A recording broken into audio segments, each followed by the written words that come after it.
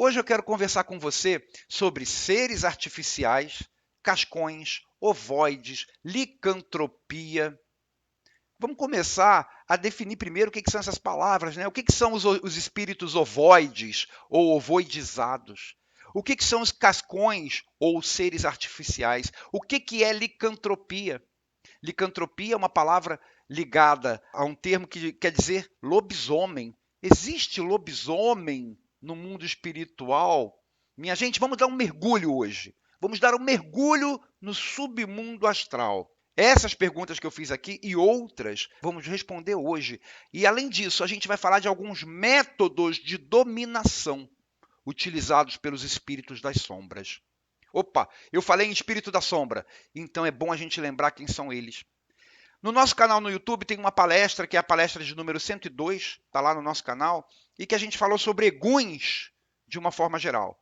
Mas quando a gente falou de egum, a gente falou também dos piores tipos de egum. Pior no sentido de espíritos mais atrasados.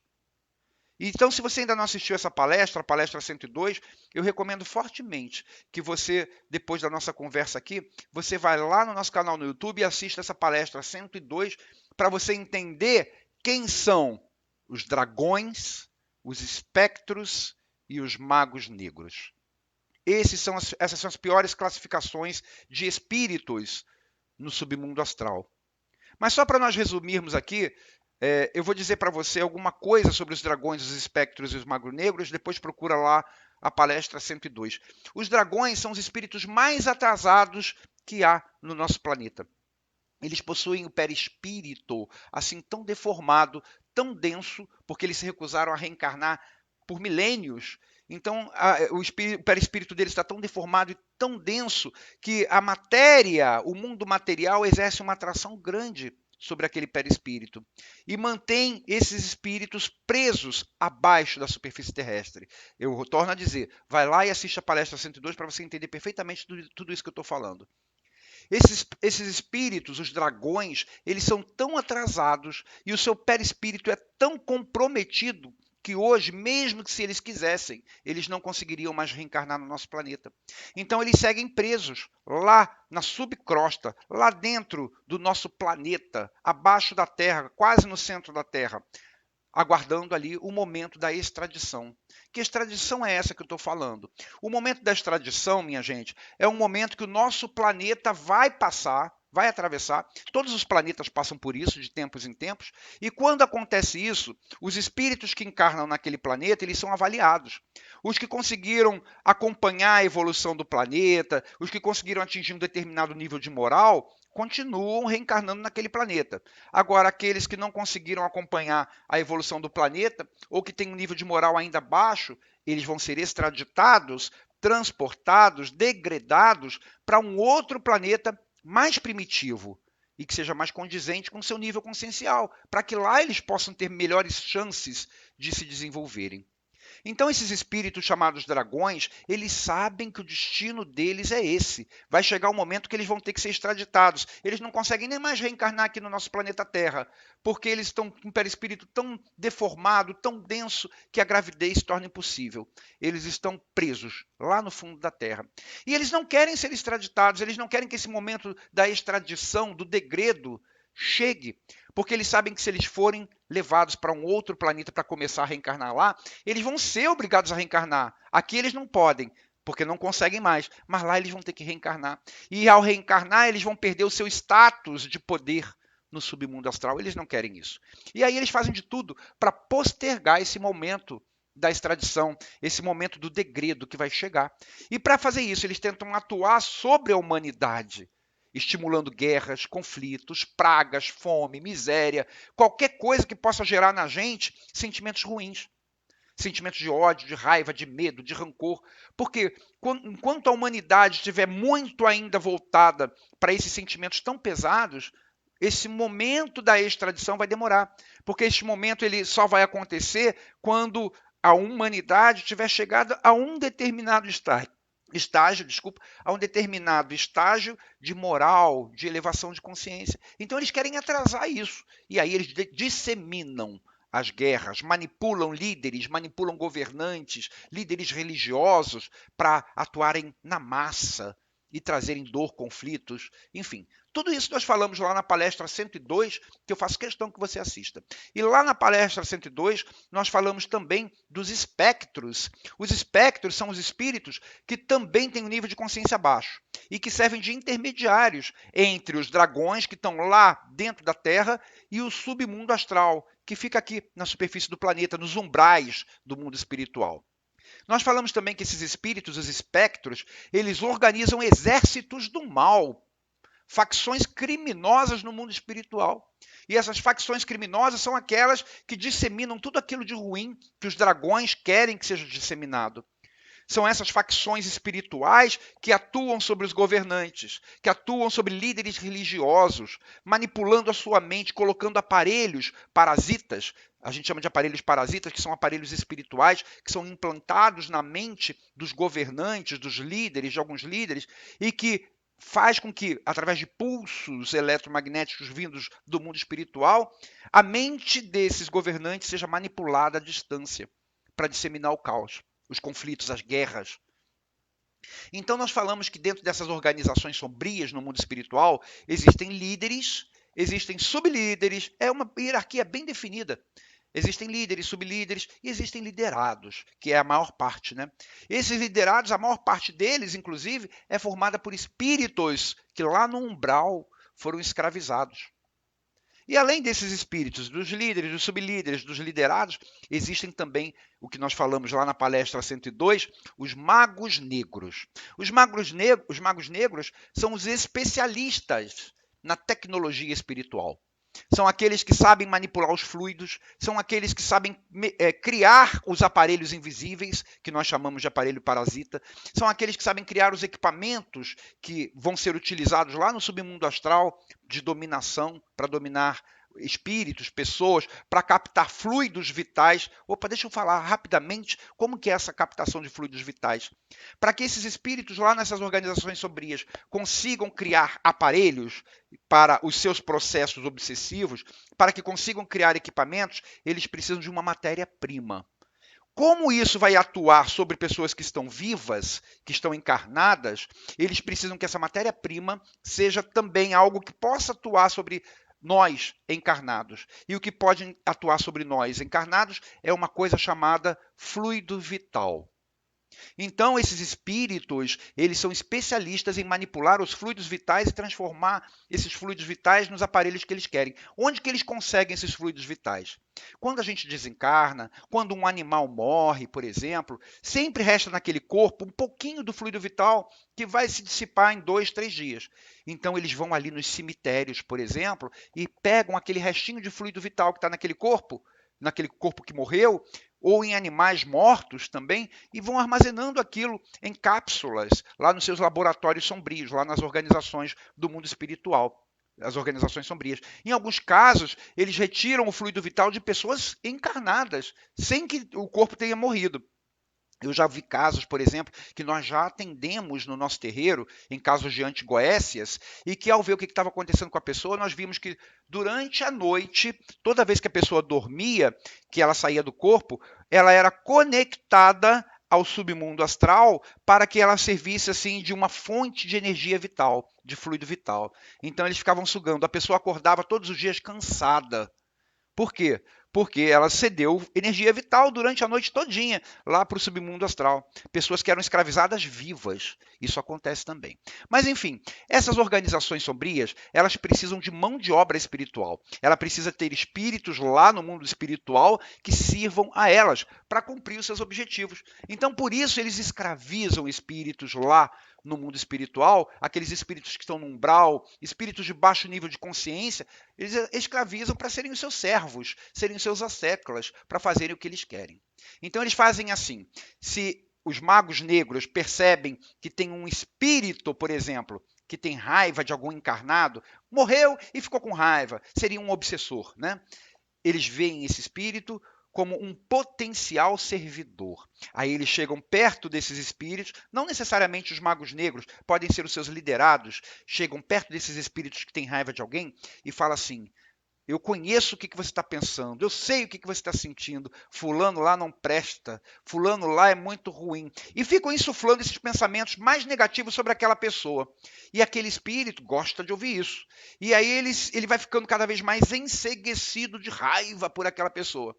Quando aquele espírito estiver com muita raiva daquela pessoa, aí esses que vieram conversar com ele falam assim: olha, eu percebo que você tem muita raiva dela, que você quer se vingar dela. Eu faço o seguinte, eu ajudo você. A gente começa um processo de obsessão naquela pessoa ali, que ela vai perder tudo, ela vai sofrer muito. Mas em compensação você me ajuda também nos nossos planos aqui. Combinado? Combinado. O espírito aceita. E aí quando ele aceita aquela pessoa que ele queria obsidiar, ela vai ser obsidiada e ele vai estar se envolvendo em uma organização da qual ele vai ter dificuldade para sair depois. Porque ele, sem saber, vai ser escravizado. Um outro tipo de escravização ocorre pela troca de favores também, mas de uma forma um pouquinho diferente. É um espírito que foi dependente, usuário de drogas, de álcool ou mesmo de cigarro aqui no mundo material e que aí desencarnou ainda com muita dependência. É possível que lá no mundo espiritual ele ainda sinta vontade, porque não é porque morreu que perde as dependências. Então, sabendo disso, os magos negros, que são os cientistas daquelas organizações sombrias, eles já criaram lá no mundo espiritual, já plasmaram substâncias que dão sensação de prazer semelhante àquelas drogas, ao álcool, ao cigarro. E aí, quando esses espíritos desencarnam e que ficam com muita vontade daquilo, também chegam até eles e falam assim: olha só, eu tenho isso daqui. Você quer? Eu te dou, mas você tem que me servir. E a pessoa que não conseguiu vencer sua dependência aqui no mundo material, não vai conseguir vencer lá, vai aceitar e vai se transformar em escravo também. Vai ser mais um que vai ceder a sua mão de obra espiritual para os trabalhos dessas organizações trevosas. Então, todos esses espíritos escravizados, eles se transformam em mão de obra espiritual. Mas mão de obra espiritual para quê?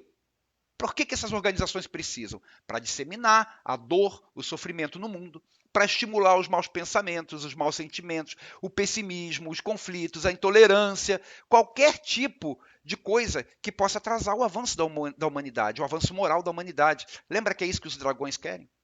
E vocês perceberam que os aliciados por essas organizações são sempre espíritos que têm alguma fragilidade emocional, alguma fragilidade moral ou então psicológica? Sabe por quê? Porque acontece que quem é fraco, quem se deixa levar facilmente pelas suas paixões, tem a mente mais passiva, é mais facilmente comandável. E aí é um escravo em potencial. É fácil de comandar, é fácil de manipular. Agora, dentre todos os espíritos que são aliciados para serem escravos lá no mundo espiritual, no submundo astral, tem dois tipos que são muito importantes para os magos negros. O primeiro deles, minha gente, é aquele espírito que faz maldade sem sentir rancor, sem ter o menor pudor. Este é muito importante para os magos negros e vou explicar por quê. E o segundo tipo são aqueles espíritos que têm um grande sentimento de culpa, a autoculpa. Eu também vou explicar por quê. Então, esses espíritos, tanto aqueles agressivos e que fazem maldade, que não têm o menor rancor com relação àquilo, quanto aqueles que têm muito sentimento de culpa, eles já começam a ser observados pelos magos negros, às vezes mesmo antes de desencarnar. Aqui mesmo, enquanto a gente está encarnado, os magos negros já começam a observar a gente aqui. Aquele ali tem muita autoculpa. Vamos ficar observando, vamos ficar aqui. Quando ele morrer, a gente vai se aproximar dele. Aquele ali é muito agressivo, faz muita maldade, não tem o menor rancor. Então, de lá eles ficam de olho, para que quando essas pessoas morrerem, eles possam encontrá-las lá no submundo astral. E aí, quando eles encontram, o que eles fazem? Sequestram esses espíritos. Aquele agressivo, que não tem rancor nenhum pelas maldades que faz, e aquele que tem muita autoculpa. E aí, quando essa pessoa morre, os espíritos lá, guiados pelo Mago Negro, encontram elas lá no umbral, sequestram e levam para os laboratórios do submundo astral. E aí, lá nos laboratórios do mundo astral, eles vão passar por algum processo induzido pelos magos negros.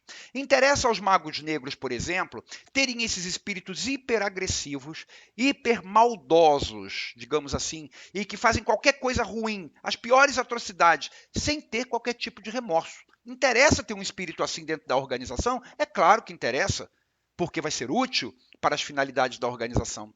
Só que espíritos assim, normalmente não se submetem fácil ao comando dos outros? Justamente porque eles também se acham poderosos, também têm uma certa força mental. E aí o que fazem os magos negros? Quando sequestram esses espíritos agressivos que fazem mal sem pudor nenhum, eles colocam esses espíritos numa espécie de cela, lá nos laboratórios, e ali, presos, os magos negros começam um processo de hipnose com ele, realçando naquele espírito que tem aquela agressividade toda, todas as atrocidades que ele fez no mundo material. Então eles começam a mandar mensagens para a mente daquela pessoa, que vai ter que escutar, está presa na cela, começa a mandar mensagem do tipo assim, olha, você é muito mal, você mais parece uma fera do que um ser humano. Você viu tudo que você fez, você viu quantas pessoas você matou e que você não teve o menor rancor. Você viu quantas coisas erradas que você fez, que você não teve o menor pudor. Você é uma fera, você não é um ser humano. Você nem merece ser chamado de humano. Então os magos negros, por essas palavras, eles começam a induzir na mente daquele espírito um sentimento de que eu realmente sou feroz, eu realmente sou agressivo, eu não sou humano. Então eles vão realçando na mente daquele espírito a sua condição agressiva. E isso é uma hipnose. E por essa hipnose eles vão convencendo aquele espírito de que aquele espírito não é humano, de tão vil, de tão mal, de tão imoral que ele é. Esse é o primeiro passo. O segundo passo é colocar na mente daquele espírito o que ele de fato é. Ou aquilo que os magos negros querem que ele acredite que ele é. Porque se ele não é humano, tem que dizer o que ele é.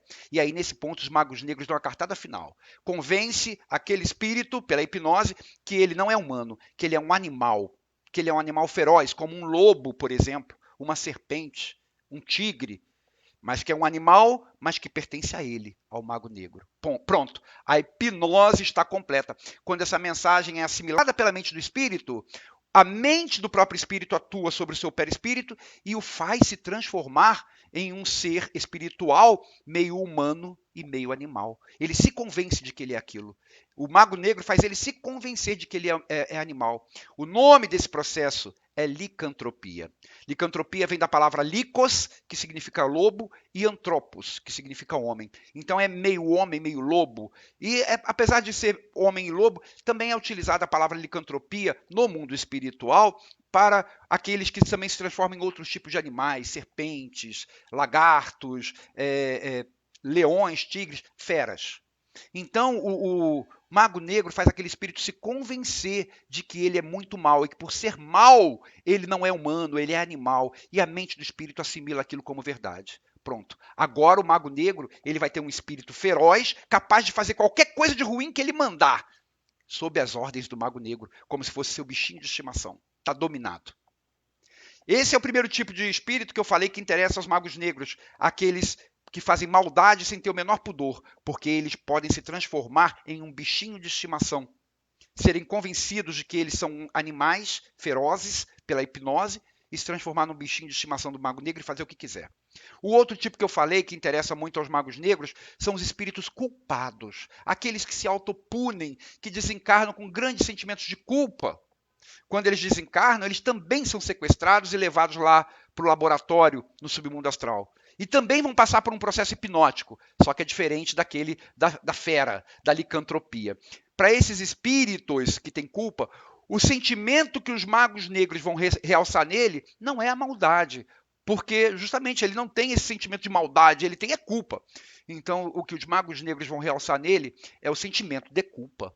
Vão fazer esse espírito se sentir cada vez mais inferior, mais um nada. Então eles começam, o espírito está preso na cela, aquele espírito todo se sentindo culpado pelas coisas erradas que fez. Os magos negros vão começar a exacerbar essa noção sobre a própria inutilidade daquele espírito. Vão falar assim, você viu o que você fez? Você realmente é muito culpado. Você é inútil, você não serve para nada. Você não deveria nem existir. E a pessoa, aquele espírito que já tem um sentimento de culpa tão grande, ele vai assimilando essa informação. E aí, conforme essa ideia pela hipnose vai sendo assimilada, a mente desse espírito cheio de culpa começa a mudar também a sua forma perispiritual. Só que aquele que era agressivo, feroz, muda para a forma de animal. Esse que está cheio de culpa vai se introspectando, vai se interiorizando cada vez mais aquele estado de depressão profunda, profunda, estimulada pelo mago negro, aquele sentimento de que eu não sou nada. Então vai se introspectando cada vez mais e a sua forma espiritual, perispiritual, vai se reduzindo, reduzindo, guiada pela mente que está sendo convencida de que ele é nada. E a forma mais reduzida que tem para o perispírito é a forma ovoide. É uma forma assim, ovoide. Não tem forma humana. Naquele momento ele perde a forma humana. De tanta mensagem de autoculpa que foi estimulada e que ele aceitou dentro da sua mente pela hipnose. Então ele assume uma forma ovoide. Ele vai se introspectando tanto, vai se deprimindo tanto, que além de mudar a própria forma para a forma ovoide, a sua mente também entra em um estado, digamos assim, vegetativo. É como se ele desligasse a mente de tanta autoculpa, de tanta depressão, de tanta tristeza. Ele desliga a mente. Ele entra no estado vegetativo. Então ali você tem um princípio espiritual, tem um espírito ali, mas é como se estivesse em um coma induzido, sem consciência. Ele perde a vontade própria. Ele ali passou a ser um espírito sem consciência e na forma ovoide. Essa, minha gente, é a pior situação que pode acontecer com um espírito. A situação da ovoidização. Porque uma vez que ele tenha sido ovoidizado, ele ali perdeu a consciência. Ele vai permanecer assim para sempre. Porque ele não vai ter consciência para falar, eu vou sair desse estado. Ele se interiorizou, ele se introspectou. A mente dele entrou em coma. Então ele não tem como lutar. Para sair daí, somente, é o que a gente chama de misericórdia divina, né? Somente pela misericórdia divina, que vai mandar algum dia, vai permitir que algum dia alguém o encontre e que consiga ajudá-lo para sair desse estado. É a situação mais terrível que pode acontecer com um espírito. Mas por que um espírito desse, que tem tanta culpa, num estado ovoidizado, interessa para os magos negros? Por que os magos negros querem que um espírito se ovoidize? Eu vou explicar para você. Minha gente, lembra que eu falei que os dragões ficam presos lá dentro da Terra, mas que eles mantêm o seu comando sobre o submundo astral que nos rodeia aqui na superfície? De lá, eles mantêm o comando sobre o submundo astral daqui. Lembra que eu falei que eles fazem isso através dos espectros? Que os espectros comandam essas organizações sombrias aqui nos umbrais ao nosso redor? Os umbrais que estão aqui em cima? Então, os dragões estão lá embaixo, mas eles mantêm o comando daqui através dos espectros. Pois é, mas qual é o chefe de facção, o chefe de organização criminosa que confia cegamente nos seus subordinados? Você conhece algum? Nenhum. Todos eles têm a sua desconfiança e têm que manter sob vigilância. Mas como é que os dragões vão manter os espectros sob vigilância? Como é que vão verificar o tempo inteiro se não estão passando a perna nele? Os dragões têm as suas formas. Apesar deles serem moralmente muito atrasados, eles são muito inteligentes. Então eles criaram uma maneira deles, apesar de estarem lá presos no centro da Terra, deles de alguma forma saberem tudo o que está acontecendo aqui em cima. Como se eles viessem até a superfície do planeta, ao submundo astral que está no umbral ao redor do planeta, como se eles pudessem vir aqui e estar presente aqui, mesmo estando lá, mesmo sem sair da sua prisão lá no fundo da Terra. Eu vou explicar para você como que isso acontece. Com o auxílio dos magos negros, eles criam uma roupa energética num formato humano. Não tem nada ali, é uma forma energética, como se fosse uma casca, com a aparência que eles quiserem. Essa roupa é como se fosse um invólucro vazio, não tem nada dentro. É uma aparência humana, um ser humano, uma aparência humanoide, uma casca, digamos assim. Essa casca vai ser aquilo que aquele mago negro vai utilizar para chegar na superfície. Mas ele não pode sair de lá. Como é que ele vai fazer isso? E ele precisa que essa casca se mova, ele precisa que essa casca ande, que essa casca tenha uma inteligência, ou seja, ele precisa que essa casca tenha vida. Mas uma vida que seja comandada diretamente pela mente dele, lá do fundo. Para que, através daquela casca, se movimentando no mundo espiritual aqui em cima, ele possa ver pelos olhos dela, ele possa agir pelas mãos daquela casca. Que aquela casca seja uma extensão dele próprio, do mago negro. É como se fosse o controle remoto. Ele está lá dentro da Terra, ele não pode sair de lá, mas ele comanda aquela casca no mundo espiritual aqui ao nosso redor, no submundo astral. Mas para isso, ele precisa colocar dentro dessa casca um princípio espiritual, que é para dar vida a ela. Porque senão é só uma roupagem, é só uma roupa que está ali e inútil. Ele precisa colocar um princípio espiritual ali. Um princípio espiritual significa um espírito. Um espírito que possa atuar sobre aquela roupa, de dentro dela. Ou seja, que possa preencher aquela roupa, que possa dar vida a ela e que possa sair dali e vir aqui para cima. Mas esse espírito que vai ter que ser colocado ali dentro daquela roupa, para movimentar aquela roupa, ele tem que estar plenamente sob o comando mental do dragão. Ele não tem que ter vontade, ele não tem que ter resistência, ele tem que estar completamente sob o controle daquele dragão. Ele tem que ser como se fosse o próprio dragão, uma extensão dele, o controle remoto. Ele não pode ter o mínimo de resistência ao comando mental do dragão, para que o dragão o comande à distância, para que veja pelos seus olhos, para que utilize. E quem poderia ser utilizado para isso, para ser colocado dentro dessa casca? Ninguém mais, ninguém menos, a não ser aquele espírito que foi ovoidizado, que não tem mais vontade própria. Esse espírito ovoidizado, ele vai ser colocado, vai ser trazido pelos magos negros, que ovoidizaram aquele espírito cheio de culpa, vai ser trazido pelos magos negros e vai ser colocado dentro daquela casca vazia. Essa casca vazia nós chamamos também de cascão. É um cascão. E aí, quando ele for colocado dentro daquela casca vazia, aquela casca vai ter um espírito ali dentro. Um espírito sem vontade própria. Vai ter um princípio espiritual. Que apesar de não ter vontade própria, tem uma mente. A mente está ali, está adormecida, mas tem a mente. Então, a mente desse espírito ovoidizado, que está ali dentro, em coma, ela vai ser conectada 100% à mente do dragão. E a partir dali, o dragão vai passar a movimentar aquela casca, agora com o espírito dentro, como se ela fosse o seu próprio corpo. Movimentando remotamente só pela sua vontade. Vai ver pelos seus olhos, vai mexer os seus braços, vai controlar remotamente aquela casca que agora tem um espírito dentro.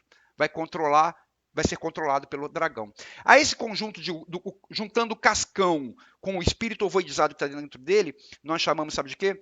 De espírito artificial, ou ser artificial. Porque ali há artificialmente a ação de um espírito. Ou seja, não é aquele cascão não é o espírito está ali dentro, é um ovoide. Mas aquilo ali é como se fosse um espírito artificial, guiado pelo dragão, criado pelo dragão, para comandar aqui em cima. Então, essa é a forma como o dragão utiliza para, ao mesmo tempo que ele está preso lá dentro, lá embaixo, ele conseguir ver tudo o que está acontecendo aqui em cima. Conseguir verificar se os espectros estão atendendo direitinho às ordens dele. Se as coisas aqui no mundo material têm que ser dirigidas de uma outra maneira, quais são os líderes governamentais que se pode atuar para criar mais conflito, para disseminar o caos, para atrasar a tal da extradição. Então, minha gente, eu falei para você aqui de alguns métodos que são utilizados pelas sombras para fazerem o mal. Mas assim como há o mal, é bom que a gente frise isso, há também as forças combativas do bem. Essas forças são maravilhosas e nós vamos ter uma conversa só sobre elas. Como que a luz atua sobre as trevas, como que a luz combate toda essa perversidade, toda essa maldade, todas essas forças sombrias que atuam sobre a humanidade e no submundo astral. Mas, independente de a gente saber que tem essas forças combativas do bem, é importante que cada um de nós aprenda a lição. O nosso futuro espiritual depende das nossas ações agora. Se a gente não quer ser aliciado ou escravizado pelas sombras para pertencer a uma organização sombria dessa, fazendo maldade e não podendo sair dali, a gente tem que se corrigir agora. A gente tem que diminuir a nossa ferocidade. A gente tem que aplacar a nossa autoculpa. Chega de autoculpa, vamos nos perdoar para que a gente não seja um ovoide no futuro. Vamos nos libertar das nossas dependência de álcool, de drogas, de cigarro, porque isso também vai ser uma ferramenta que eles podem utilizar contra nós. Vamos desfazer as nossas inimizades, que é para a gente não ser convidada a cooperar com outros processos de obsessão e acabar entrando nessa história. Então a gente tem que desfazer as nossas inimizades, os nossos ódios, os nossos maus sentimentos. Tudo isso que eu falei, a ferocidade, a autoculpa, as dependências, as inimizades, os maus sentimentos, tudo isso nos coloca no alvo dos magos negros. E a gente não pode subestimá-los. Eles têm métodos que são muito persuasivos e que a gente, de repente, não vai conseguir. Lá no mundo espiritual, com a mente fraca, dominada pelas nossas paixões, de repente a gente não consegue enfrentar os magos negros. Então, o melhor não é querer enfrentar. O melhor é a gente deixar de ser interessante para eles. E a gente deixa de ser interessante para os magos negros quando a gente passa a ser interessante para auxiliar no trabalho da luz. Minha gente, grande beijo, fica com Deus. Até o nosso próximo encontro.